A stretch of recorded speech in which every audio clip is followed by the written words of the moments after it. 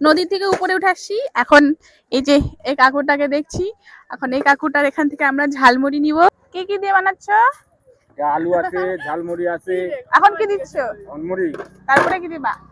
তারপরে দিব আলু, এই যে আলু, তারপরে দিব পেঁয়াজ, তারপরে সিদ্ধ ছোলা, মটর, চানাচুর, এই যে মশলা, স্পেশাল মশলা। স্পেশাল মশলা। এটার নাম কি? আচ্ছা, না না না, এই যে মুড়িটা মাখাচ্ছ ওটার কি নাম দিছো তুমি? ঝালমুড়ি, পিরো পিরো ঝালমুড়ি। ও পিলো পিলো ঝালমুড়ি। পিলো পিলো। দিব ঝাল দিব এটাতে? না, ঝাল কম দিও।